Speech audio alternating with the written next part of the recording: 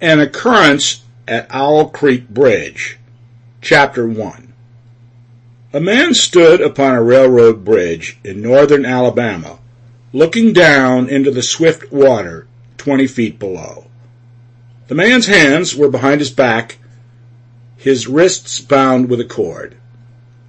A rope closely encircled his neck. It was attached to a stout cross timber above his head, and the slack fell to the level of his knees.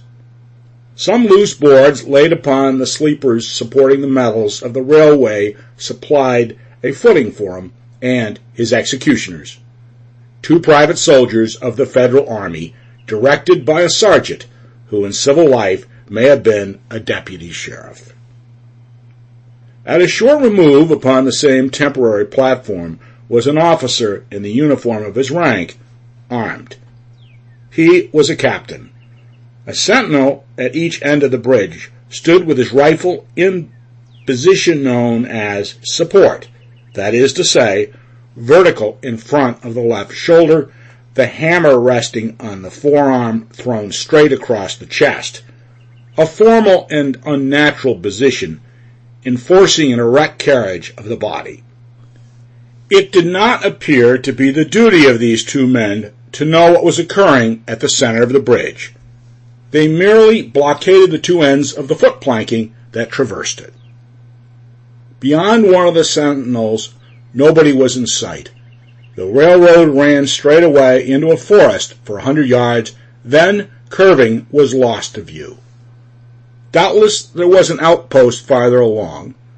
The other bank of the stream was open ground, a gentle acclivity topped with a stockade of vertical tree trunks, loopholed for rifles with a single embrasure through which protruded the muzzle of a brass cannon commanding the bridge.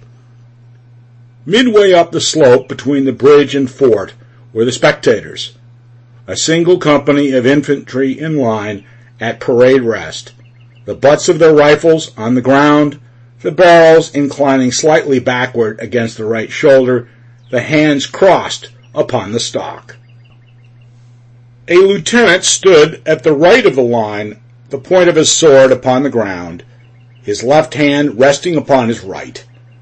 Excepting the group of 4 at the center of the bridge, not a man moved. The company faced the bridge, staring stonily motionless. The sentinels facing the banks of the stream might have been statues to adorn the bridge. The captain stood with folded arms, silent, observing the work of his subordinates, but making no sign.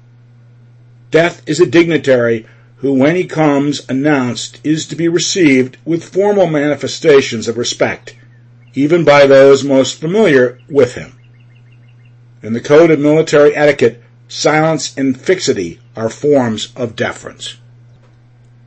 The man who was engaged in being hanged was apparently about 35 years of age.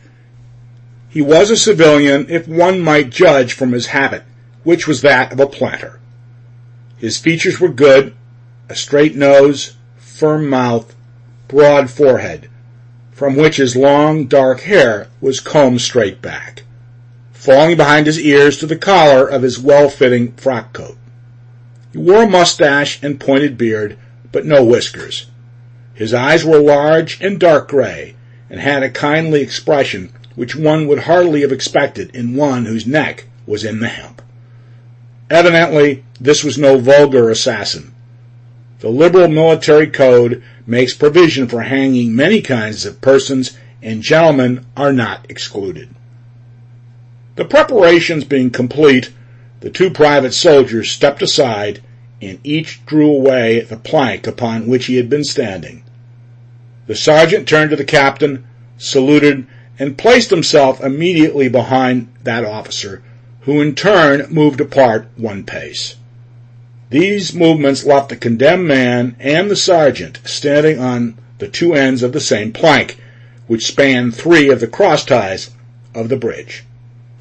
The end upon which the civilian stood almost, but not quite, reached a 4th. This plank had been held in place by the weight of the captain. It was now held by that of the sergeant.